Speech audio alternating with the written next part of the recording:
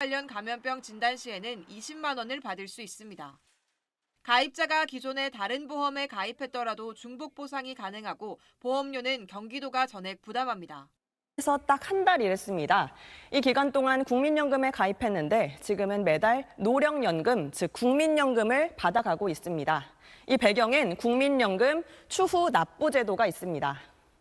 원래 이 제도는 실직한 근로자나 아니면 경력이 단절된 주부 등을 위해서 마련됐습니다. 국민연금을 받으려면 최소 10년간 보험료를 내야 하는데 나중에라도 20년치를 채우면 연금을 받을 수 있게 한 겁니다. 이게 유학이나 연수 목적 등을 제외한 국내 취업 외국인에게도 적용되다 보니 한 달 일하고 그만둔 뒤에 119개월치를 한 번에 추납하면 연금 수령이 가능해지는 겁니다. 추납 금액은 급여에 따라 달라지기 때문에 한 달 월급이 많지 않을 경우 10년치를 내더라도 노후에 돌려받는 돈이 더 쏠쏠할 거란 계산이 깔려 있습니다. 외국인 연금 재테크란 말이 나오는 이유입니다. 2024년 기준 국민연금 외국인 가입자는 47만 명에 달하고 이들이 낸 추납 금액은 54억 원이 넘습니다. 과거 통계를 보면 추납을 신청한 외국인은 중국인이 67.6%로 가장 많았고 미국인 13.7%, 캐나다인 8.4%였습니다. 물론 내국인 중에서도 추납 제도를 이용해 경제적 이득을 얻는 사례가 있습니다. 보험료를 내고도 연금을 못 받는 외국인 노동자들도 많이 있습니다. 다만 제도 취지와 다르게 악용되는 사례가 있는 만큼 보건복지부는 추납 제도와 관련한 제도 개선 방안을 검토하고 있다고 밝혔습니다. SBS 조인아입니다. 국내에서 단 한 달만 국민연금에 가입해 일한 뒤 과거 기간에 대한 보험료를 한꺼번에 내고 평생 매월 노령연금을 받는 외국인들이 잇따르고 있습니다. 국민의 노후소득 보장과 경력단절 전업주부 등 사각지대 해소를 위해 도입된 추후 납부 제도가 외국인의 연금 수급 수단으로 활용되고 있다는 비판이 나오고 있습니다. 추후 납부는 실직이나 사업 중단 등으로 보험료를 내지 못했던 납부 예외 기간이나 결혼 및 출산 등으로 가입 이력이 끊긴 기간에 대해 사후에 보험료를 낼 수 있도록 한 제도입니다. 문제는 외국인 가입자 역시 추납 신청 대상 기간이 있고 과거 대상 기간에 외국인 등록이 돼 있었다면 10년 미만의 범위에서 제한 없이 추납을 신청할 수 있다는 점입니다. 최근 특히 한국계 중국인을 중심으로 추납 신청이 꾸준히 늘면서 노령연금 수급자도 함께 증가하고 있습니다. 실제 국민연금공단 지사 현장에서는 단기 가입 후 거액의 추납 보험료를 납부해 연금 수급 요건인 10년을 채우는 사례가 다수 확인됐습니다. 중국인 A씨는 방문 취업 비자로 입국해 사업장에서 단 1개월만 가입한 뒤 60세에 도달했습니다. 당초 납부한 돈을 돌려받는 반환 일시금 대상이었으나 연금 수령이 유리하다는 점을 확인하고 119개월치 추납 보험료를 한 번에 내고 현재 매달 연금을 받고 있습니다. 중국인 B씨 또한 건설 일용직으로 1개월 가입 후 출국해 반환 일시금을 수령했다가 다시 입국해 1개월 가입, 기존 수령금 반납과 119개월 추납 등을 거쳐 연금을 수령하고 있습니다. 심지어 영주 체류 자격을 가진 중국인 C씨는 9개월 가입 뒤 128개월치를 추납하고 조기 노령연금을 청구해 현재 중국에 거주하며 연금을 받고 있습니다. 이처럼 반납과 추납 제도를 활용해 연금 수령 자격 기간을 충족하는 외국인이 늘면서 과도한 혜택에 따른 기금 유출과 사후 관리 한계 등 우려의 목소리가 커지고 있습니다. 해외 거주 수급자의 경우 사망 여부를 적시에 파악하지 못해 노령연금이 부정 지급되는 등 구멍이 생길 수 있다는 지적도 나옵니다. SBS 정다은입니다. 40도를 넘나드는 살인적 더위로 온열 질환 환자가 쏟아지는 가운데 일부 지자체는 폭염보험금을 지급하는 제도를 시행하고 있습니다. 경기도민이라면 자동 가입된 경기기후보험이 대표적입니다. 경기도민과 도내 등록 외국인, 외국 국적 동포 등 약 1,440만 명이 별도 절차 없이 자동 가입되는 구조입니다. 올해 보험 기간은 지난 4월 11일부터 내년 4월 10일까지로 사고일 또는 진단일로부터 3년 이내에 보험금을 청구할 수 있습니다.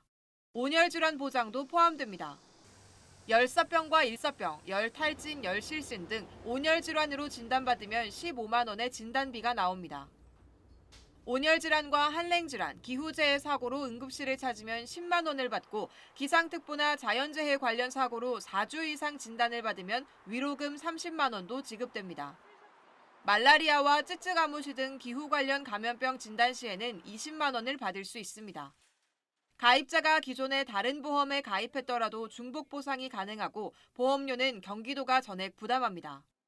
실제 지급 사례도 이어지고 있습니다. 야외 체험학습 중 온열 질환을 진단받은 학생이나 체육활동 중 열 탈진을 겪은 시민 등이 보험금을 지급받았습니다. 지자체의 기후보험 도입은 확산하는 분위기입니다. 제주도는 폭염경보로 건설공사가 멈추면 덩달아 줄어드는 노동자들의 일당을 보전해주는 상품에 가입했습니다. 별도 심사 절차 없이 기온을 기준으로 보험금을 지급하는 방식입니다. 폭염이 일상화하며 공공형 기후보험이 도입되는 모양새지만 경기도 재정이 사실상 부도 상태라는 게 알려지며 일부 누리꾼들 사이에선 이러니 돈이 없는 것, 세금으로 외국인까지 주냐는 등 반발이 이어지고 있습니다. SBS 정다은입니다. 자, 오늘의 네 번째 핫토픽입니다. 국민연금 덧대간다. 이달 월급 명세서 잘 살펴보셔야겠습니다. 국민연금 보험료가 더 오른다는 소식입니다. 이달부터 내년 6월까지 국민연금 보험료 산정 기준이 되는 기준소득 월액 상한액이 월 637만 원에서 659만 원으로, 하한액은 40만 원에서 41만 원으로 각각 조정됩니다.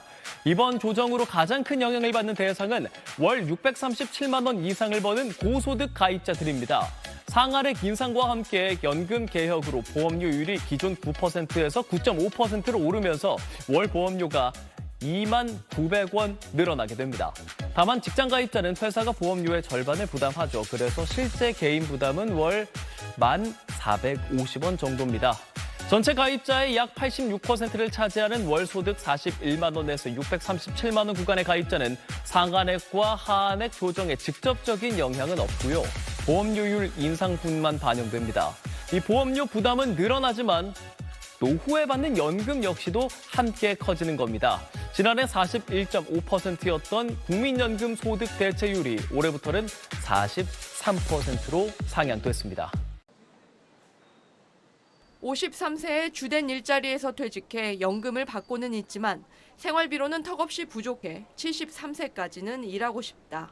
올해 5월 기준 55세에서 79세 사이 고령층의 평균적인 상황입니다.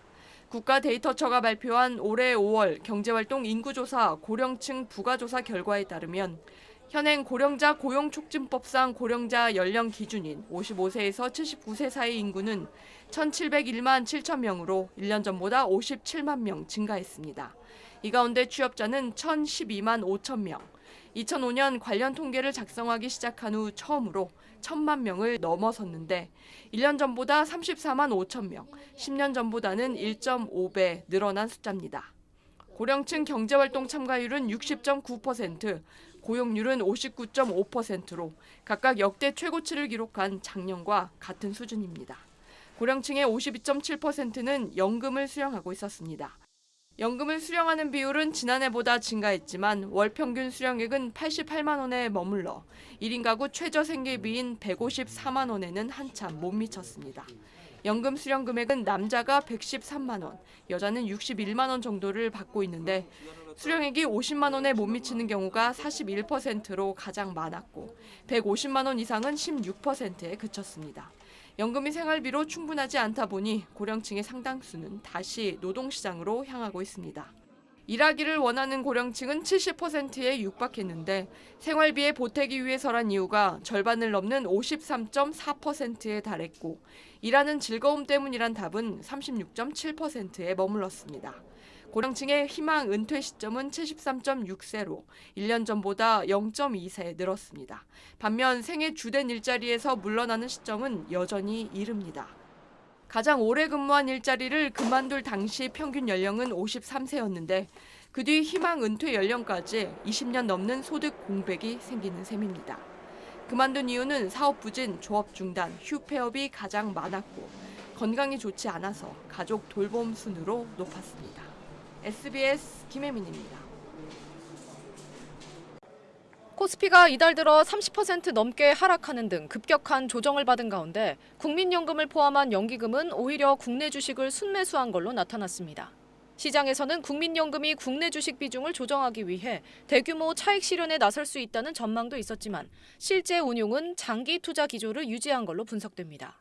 한국거래소에 따르면 이달 1일부터 28일까지 연기금 등은 코스피 시장에서 1,050억 원어치를 순매수했습니다. 특히 코스피가 10% 넘게 급락한 28일 하루에만 1,135억 원을 순매수했습니다. 연기금 등에는 국민연금을 비롯해 공적연금과 공제회, 국가와 지방자치단체의 주식 거래가 포함됩니다.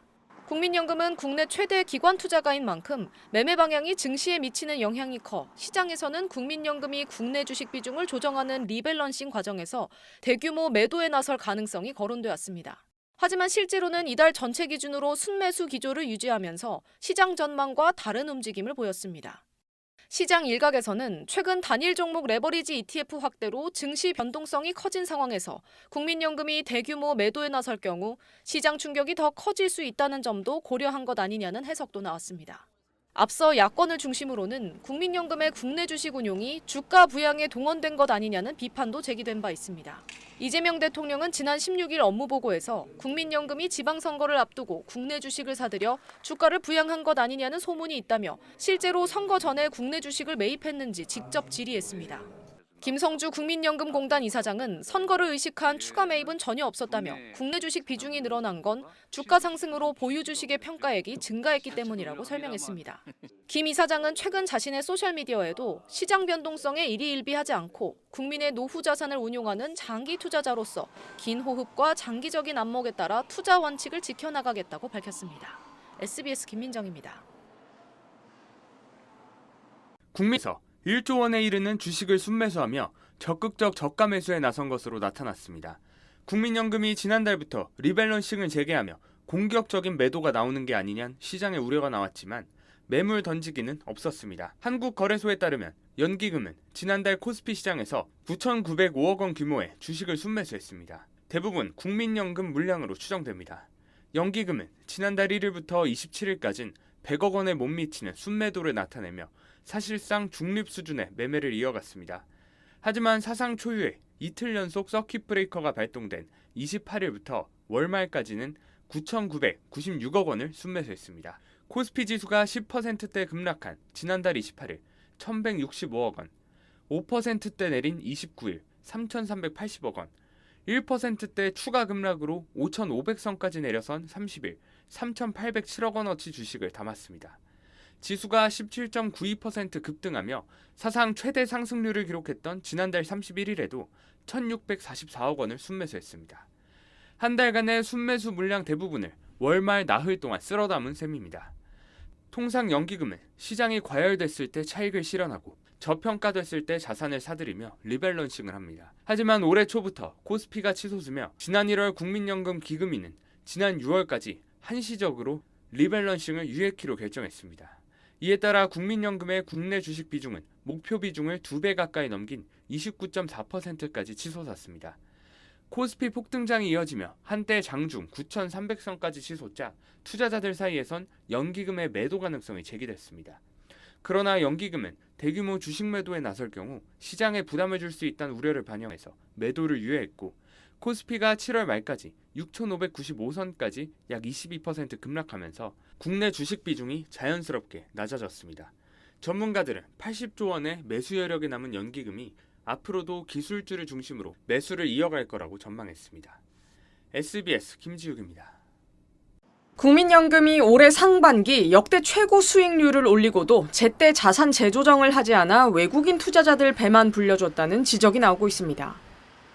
올해 5월 말 기준 국민연금의 수익률은 26.18%로 기금 적립금은 1,800조 원을 넘어섰습니다.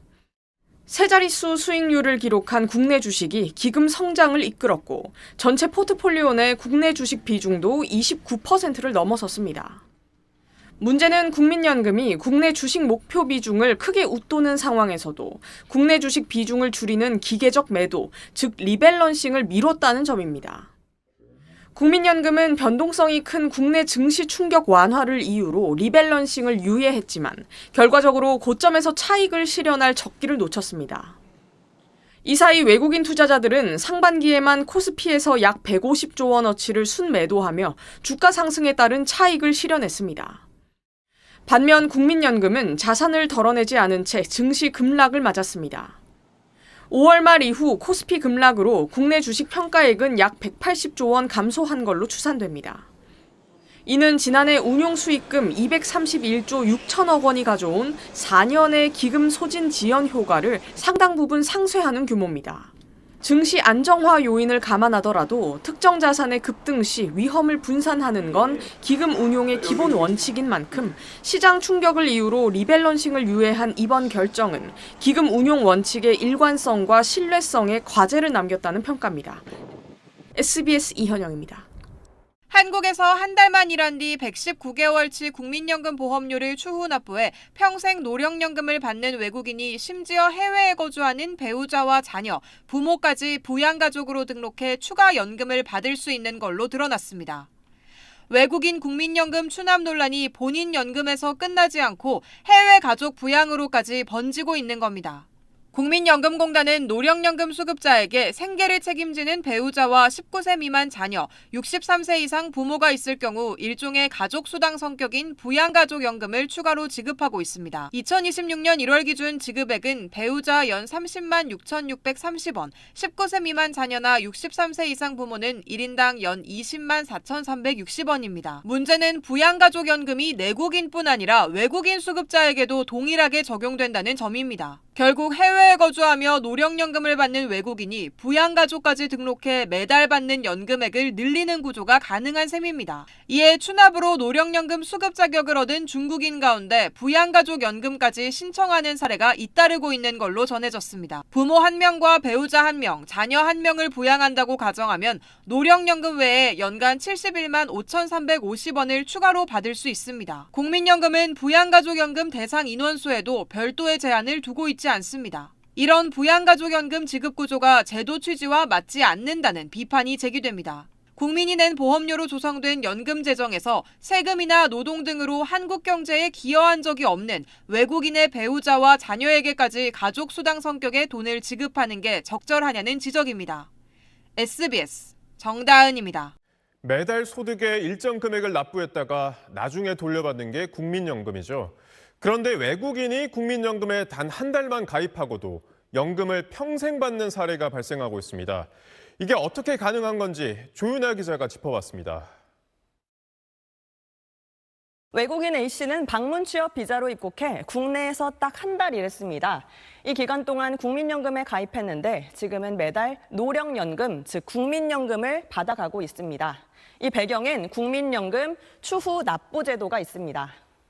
원래 이 제도는 실직한 근로자나 아니면 경력이 단절된 주부 등을 위해서 마련됐습니다.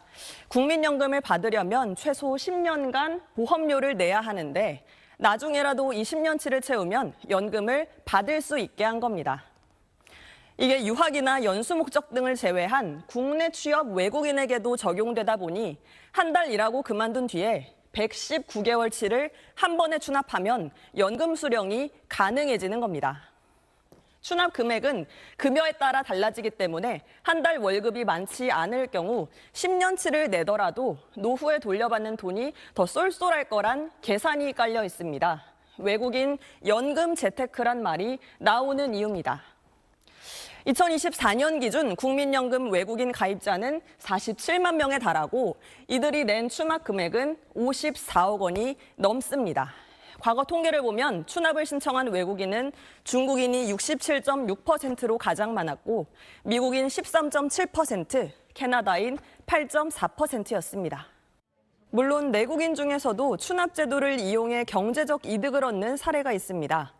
보험료를 내고도 연금을 못 받는 외국인 노동자들도 많이 있습니다. 다만 제도 취지와 다르게 악용되는 사례가 있는 만큼 보건복지부는 추납 제도와 관련한 제도 개선 방안을 검토하고 있다고 밝혔습니다. SBS 조윤아입니다. 국내에서 단 한 달만 국민연금에 가입해 일한 뒤